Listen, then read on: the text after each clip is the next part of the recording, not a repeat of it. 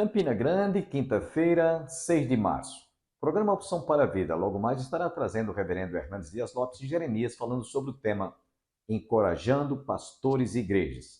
E o pastor Antônio Júnior Alterno trará a conclusão da palavra que ele vem ministrando nesses dias. Sem perda de tempo, quero deixá-los com o reverendo Hernandes Dias Lopes falando sobre o tema Encorajando Igrejas e Pastores.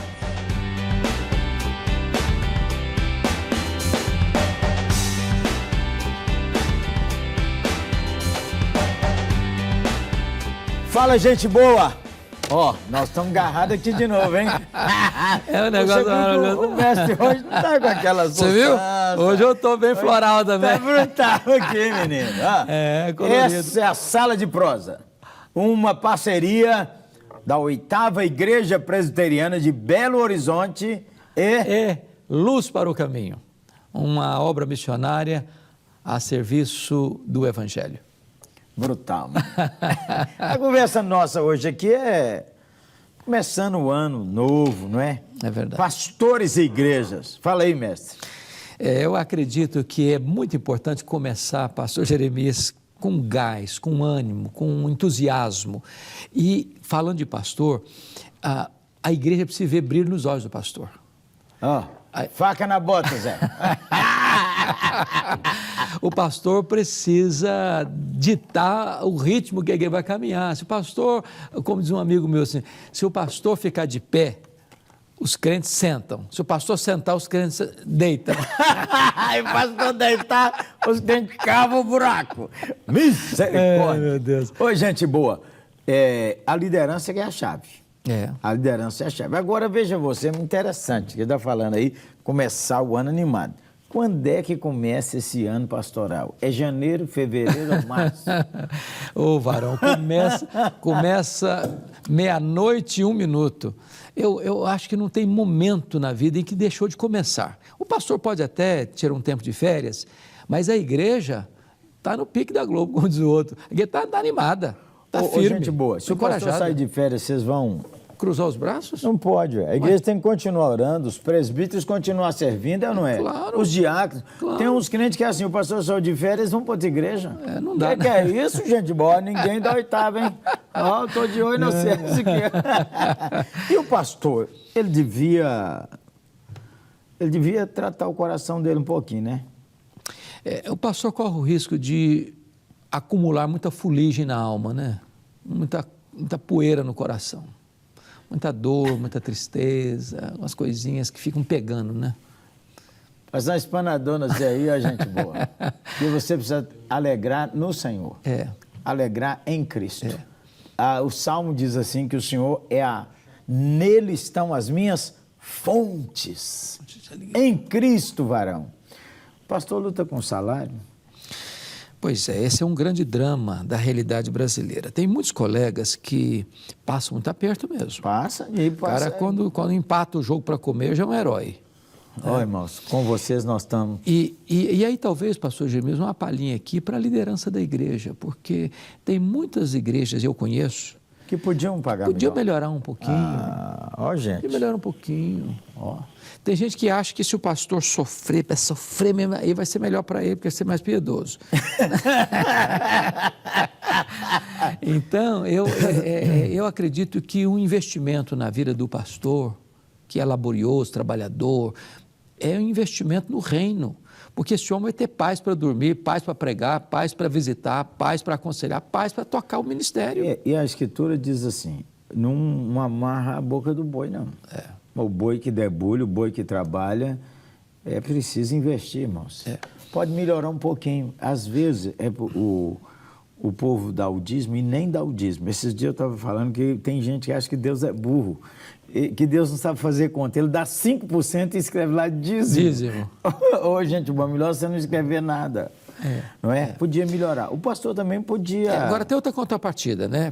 O pastor podia dar uma melhoradinha também no trabalho. Eu conheço colegas, Jeremias, infelizmente, que você liga para a casa do camarada 10 horas da manhã, ele te atende com a voz amarrotada. Só se ele foi dormir às 5. Aí tá comigo. Não, aconteceu comigo, varão. Eles ligaram lá para casa, era assim. Ligou lá para casa... Era 10 horas da manhã. Mas é uma mania dos crentes, uma mania. Mas não é o caso. A hora que a gente atende o celular, eles perguntam, o senhor está acordando? Faça favor, gente boa. Né? Mas a questão não é bem essa. Eu sei que existem exceções. Mas tem o preguiçoso, vamos rasgar o trem aqui. Tem colega que é preguiçoso. O cara não trabalha. Não trabalha, não rala, não gasta a sola do sapato. Ô, irmão, Paulo diz assim, ó, eu trabalhei mais do que vocês tudo, não enche não. O pastor devia ser reconhecido como um cabo trabalhador. Há um texto lá em Timóteo que Paulo diz assim, aqueles que se afadigam na palavra são dignos de redobrados honorários. Então, o pastor tem que estudar, o pastor tem que mergulhar na palavra, ele precisa dar alimento sólido. Hoje, pastor Jeremias, se o pastor não for zeloso na pregação, o povo não fica não. Irmão. Vai buscar comida em outro pasto. Ó, deixa eu falar com você também. Crente, ó, presta atenção. Você tem o mestre Hernandes, você tem o mestre Nicodemos, você tem uns caras bacanas aí que você fica na internet com eles. Aí não fica enchendo seu pastor de que, porque o fulano não enche, não. Porque é o seguinte, o pastor tem a administração, o pastor tem a visitação, os crentes doentes e os crentes que vão falar. O pastor não tem que reclamar que os crentes estão com problema. É por isso que você está aí, velho, é para resolver problema. Não é? Os irmãos vão chorar no seu ombro, Agora, chorar no ombro e encher são dois capítulos. Duas coisas diferentes. Então, é preciso reconhecer os grandes que o Senhor tem dado, a sustância na palavra, mas é preciso reconhecer o trabalho pastoral do seu pastor aí, varão. Vale o conselho do mestre. Uma melhoradinha, não dá para dar, não? Acho que pode. Você que não é aquela eloquência toda, pega menos. Entendeu? Mas, pastorzão, eu creio o seguinte... 5 marteladas. 5 marteladas. Então, uma coisa para o pastor melhorar. Uma coisa para o pastor melhorar. A palavra. Eu acho a palavra. A visitação. Segundo, aconselhamento. A presença no dia da dor. Estar perto das suas ovelhas.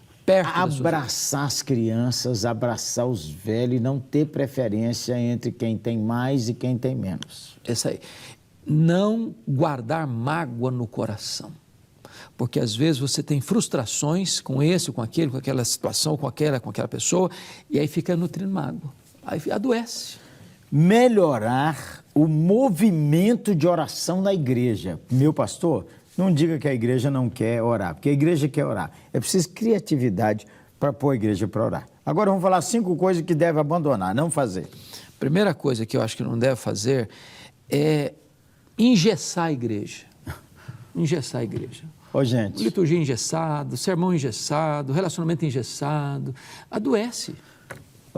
Você precisa aprender a pensar fora da curva, Zé. Deixa eu te falar. Tem uns caras que metem a língua em você, colegas inclusive. Mas o dia que faltar dinheiro, faltar presença no culto, eles não vão te ajudar, não. Então é melhor você cuidar aí. Então, evite ficar agarrado no tradicionalismo. Tradições são maravilhosas, mas o tradicionalismo mata. Eu escutei uma frase bonita, que tradição é a fé viva dos que já morreram. Tradicionalismo é a fé morta dos que estão vivos. Brutal, menino. Olha aí. É uma definição. Não abandone sua família. Não deixa de cuidar de sua família, não. Dê tempo à sua dona, dê tempo ao menino. Olha seu pai mais velho, sua mãe mais velho. Todo dia a igreja pede muito. Toda a igreja dia precisa muito. Se você não controlar, você não vai ver nem sua mulher, nem seus filhos, nem nada. Mais uma que ele deve evitar. A coisa que ele deve evitar, penso eu, pastor Jeremias, é de não falar mal da igreja dentro de casa, para não botar a sua família contra a igreja. Não deixar que as pessoas mandem na sua agenda. Sua agenda precisa ser proativa e reativa. Proativa é você vai chamar quem você quer conversar. Tem muito crente que não pede para conversar com o pastor. São gente laboriosa, gente trabalhadora, sabe que o pastor tem muito trabalho. E tem uns que chama. Se você não tiver uma agenda proativa, chama esse povo para conversar, você só vai trabalhar reativamente. Exatamente. Uma última aí, uma última aqui. Eu acho que a outra que não deve fazer. O que você quiser, fazer. mestre, Eu acho que o que deve fazer é o seguinte: eu acho que você precisa planejar a sua vida de pregação, para que você possa dar ao povo alimento sólido, mas alimento variado. Tem gente que só prega uma coisa. É doutrina, doutrina, doutrina, doutrina, ou consolo, consolo, consolo, consolo, ou isso, aquilo, a vida inteira. Varia. Tem hora que você tem que ser firme, tem hora que você tem que ser doce, tem hora que você tem que pegar, não esqueça, hein? No colo. O prato da Boa Dieta, ele é colorido. Colorido. É desse jeito. E uma aqui, olha, para você aí, varão, deixa eu falar. Depois do culto, abraça seu povo. É isso aí. Abraça seu povo. Fica perto do seu povo. Não tenha pressa de ir embora do culto. É isso aí. Beleza? Fica perto do seu povo. Vamos orar pelos pastores de igreja? Vamos, querido, vamos. Eu acho que essas dicas podem ajudar bastante. Novo ano, ó. Para a gente e para eles. Para aí, mestre. Querido Deus, eu quero apresentar a Ti os pastores que estão aí nos assistindo. Que Tu os abençoes, que Tu os reanimes, que Tu dês a eles uma motivação nova, à luz da Tua palavra, na plenitude do Teu Espírito, para ter um ministério frutífero para a glória do Teu nome. Oramos, meu Deus, pela igreja, para que a igreja valorize seus pastores, ame seus pastores. Amém, amém. E possa, Deus, viver um tempo de paz, de crescimento, de alegria espiritual. Oramos assim em nome de Jesus. Amém. Amém. Gente boa, siga-nos nas redes sociais.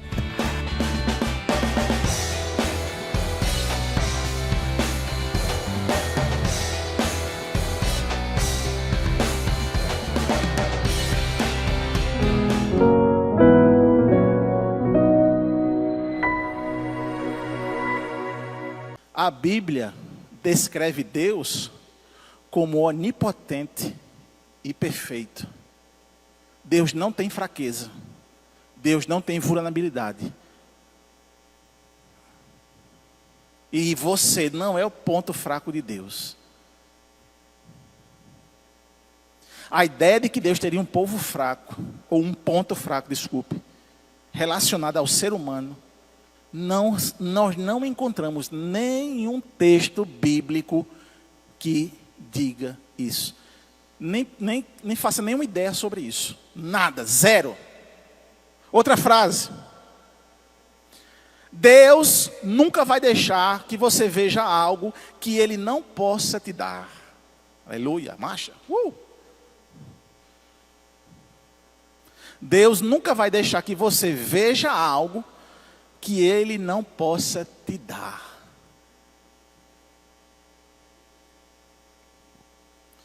Meu carrinho é de 2013. Já me disseram várias vezes, troca o carro, troca o carro.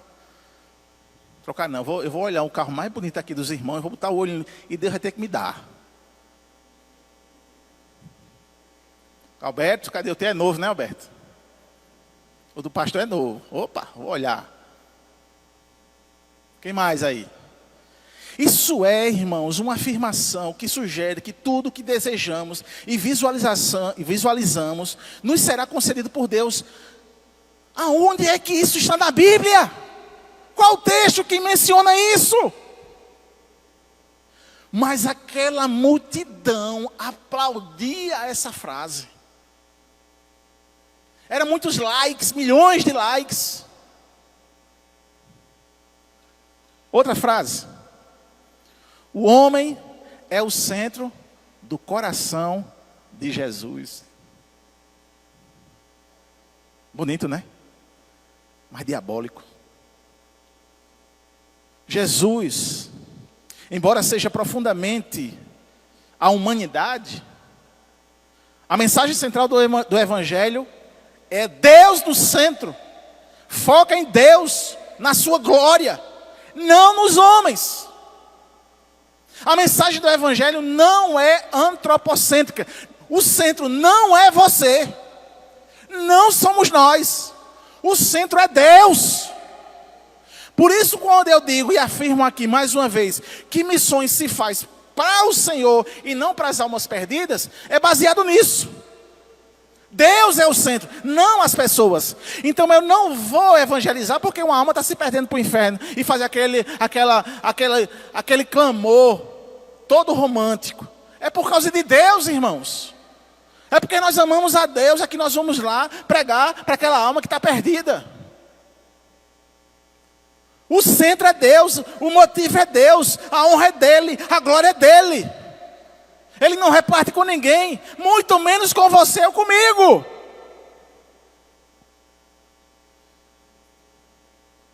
Eu achei uma coisa bem interessante hoje. Hoje teve um lançamento da Consciência Cristã. Eu tive conversando com o pastor Euder, em particular, mas essa conversa que eu tive com ele externou hoje no café da manhã. Ele disse assim: eu oro a Deus para que Deus me tire da frente da Consciência Cristã e bote outra pessoa. Agora eu sei porque ele não sai da frente, porque aquele infeliz sabe de tudo. Irmãos, ele sabe de tudo. É o infeliz, que eu dei assim. Ele, quando a gente é gurinha, dizia, infeliz, né? Ele sabe de tudo. Olha, ele sabe da tinta que bota para o estacionamento, da cor, aonde está. Eu fico com ele despachando à tarde, ele fica. Esse é o galão não sei o que, tá aí não sei o que. Ei, a malha não sei o que. Eita, teve um preletor que pediu para ir para João Pessoa, depois pediu para vir para Campina Grande, aí lá vai ele, mexer nas passagens. O homem sabe tudo. Eu disse, por isso que ele não sai da frente. Porque se botasse eu, no outro ano não tinha mais consciência cristã. Da complexidade e do dom que ele tem de administrar aquilo. Então, meus irmãos, a glória é de quem? De Deus. Toda mensagem que massagear o seu ego, descarte-a.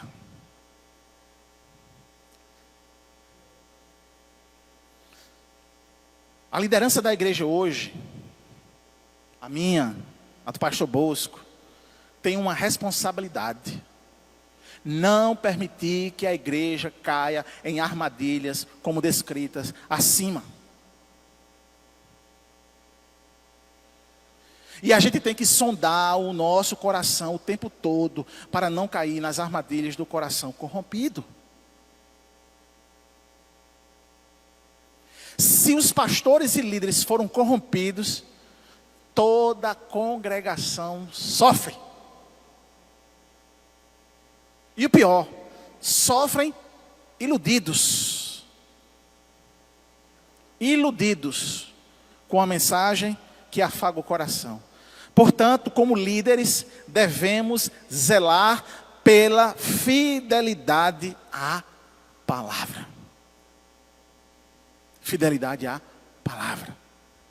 Que Deus nos conserve. Que Deus tenha misericórdia. Aí eu me lembro de uma passagem do meu ministério. Já disse aqui, mas só para complementar essa ilustração. Quando eu fui para São Vicente do Siridó, eu tinha lido sobre a igreja saudável. E eu me interessava muito por esses assuntos. Lá no que é a igreja saudável, depois das 9 marcas de uma igreja saudável, que tem um curso, ele fala que um dos pilares para se resolver uma igreja que precisa de revitalização, dentre tantas coisas que tem que se fazer, as principais eram disciplina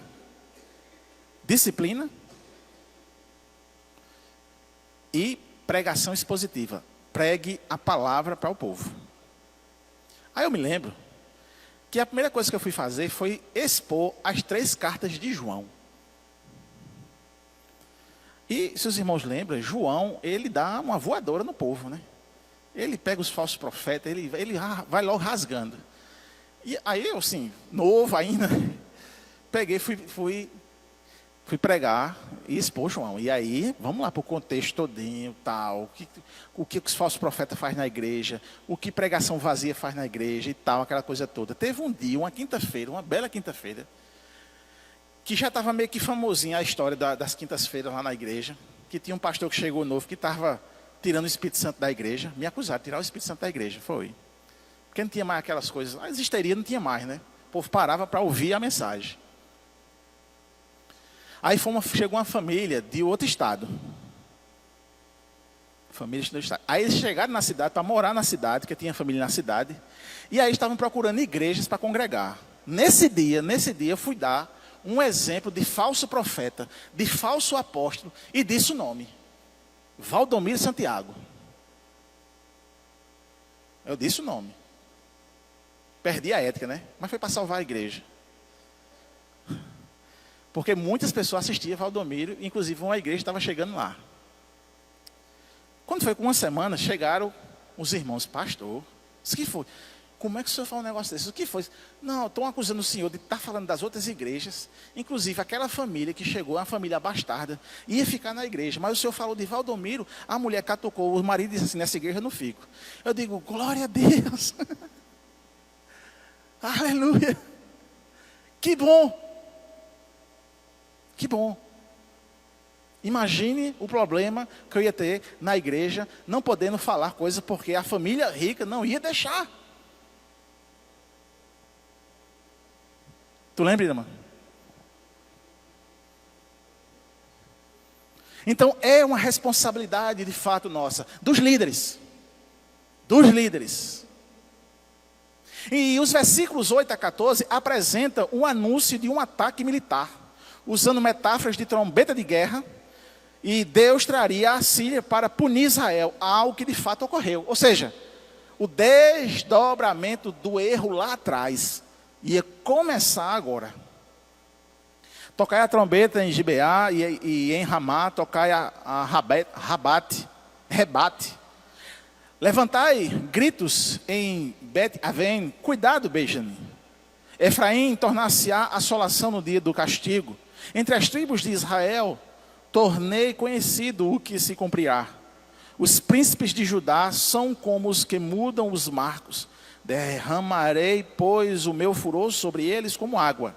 Efraim está oprimido e quebrantado pelo castigo, porque foi do seu agrado andar após a vaidade.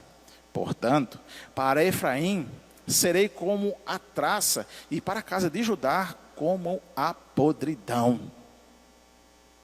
Quando Efraim viu a sua enfermidade e Judá a sua chaga, subiu Efraim à Assíria e se dirigiu ao rei principal. Olha só como é, quando a gente está cauterizado, quando a gente está amante do erro, quando a gente está em pecado. E aí a gente não recobre o juízo, a gente recorre a tudo que não seja Deus. Eles estavam aqui tão mergulhados no pecado, que em vez de buscar a Deus, foram buscar alianças com o inimigo. Porque para Efraim serei como um leão e como um leãozinho para a casa de Judá. Eu mesmo os despedaçarei e ir-me-ei embora. Arrebatá-los-ei e não haverá quem os livre. Ao invés de buscar a Deus, Israel procurou a Síria, esperando ajuda militar e econômica. Mas a Síria era um rei feroz, que apenas explorava e destruía. Muitas vezes, confiamos mais em recursos humanos do que em Deus. Em momentos de crise, buscamos dinheiro, alianças políticas ou estratégias humanas, mas esquecemos de depender do Senhor. A gente pode ver isso nas relações políticas dos dias de hoje. Quantas pessoas são dependentes de políticos e, para tanto, eles colocam uma venda dos erros dele para não perder a boquinha, talvez até o sustento.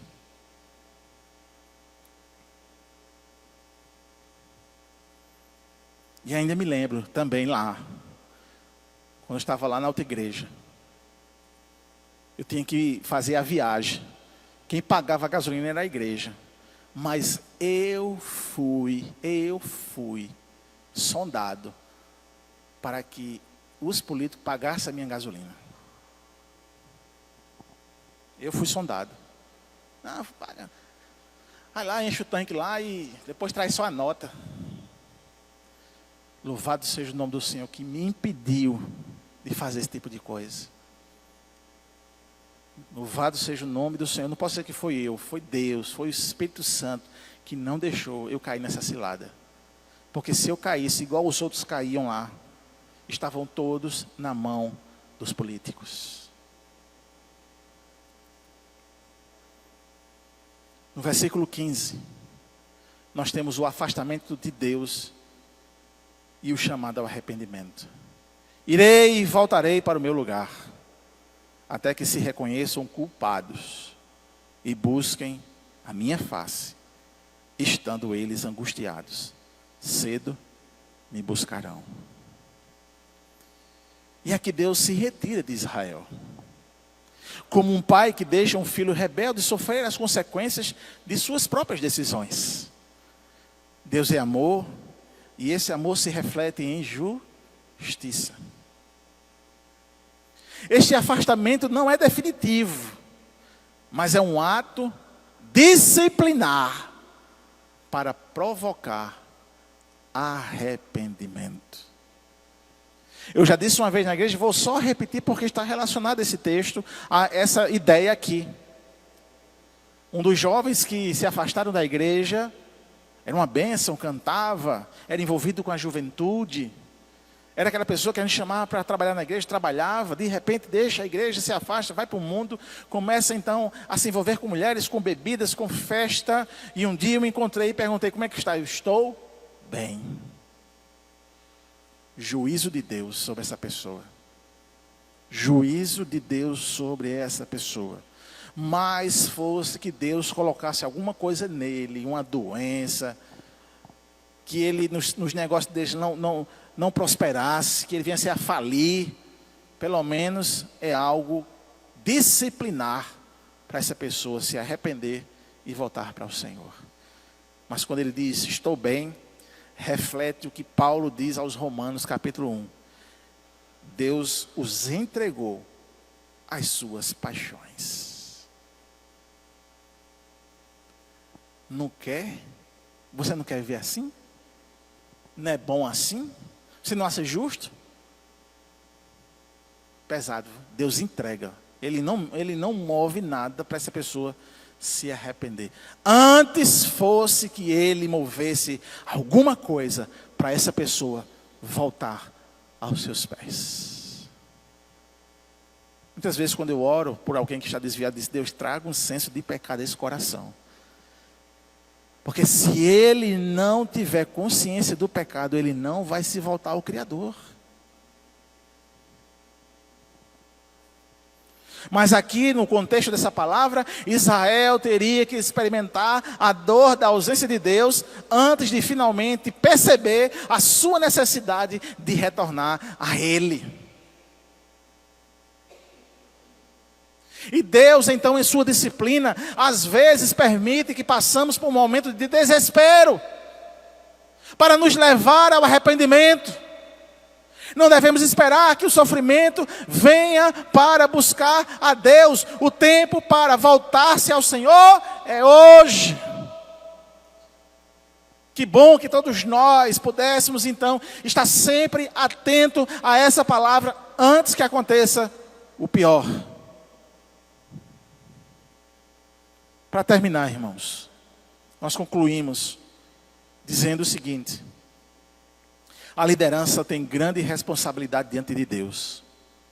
Pastores, presbíteros, líderes de departamento, devemos manter a nossa fidelidade à palavra e não se corromper por interesses políticos ou financeiros. Fazer aliança errada afasta-nos de Deus. Israel confiou na Síria, mas foi traído. Da mesma forma, quando depositamos a nossa confiança no mundo, vamos experimentar decepções. A disciplina de Deus visa nos trazer de volta. O afastamento de Deus é pedagógico. Ele, se parecer distante, pode ser um convite ao arrependimento.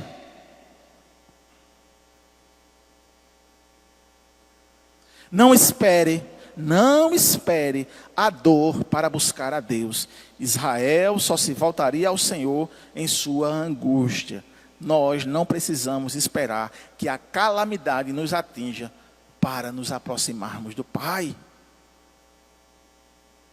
Oséias 5, então, é um alerta tanto para o passado quanto para o presente.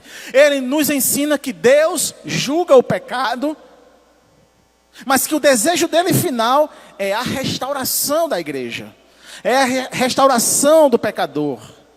O Senhor está pronto para perdoar, mas o arrependimento deve ser genuíno. Se você sente que Deus está distante, pode ser hora de se voltar para Ele com sinceridade. Busque ao Senhor. Busque ao Senhor. Antes que a disciplina chegue. E encontre vida abundante na sua presença. Mas se a disciplina chegar, louve ao Senhor, que é a misericórdia dEle. Mas se ela não chegar, o juízo é pior. Eu convido você para que amanhã esteja conosco para a realização de mais um programa Opção para a Vida. Tenham todos um dia abençoado e até amanhã.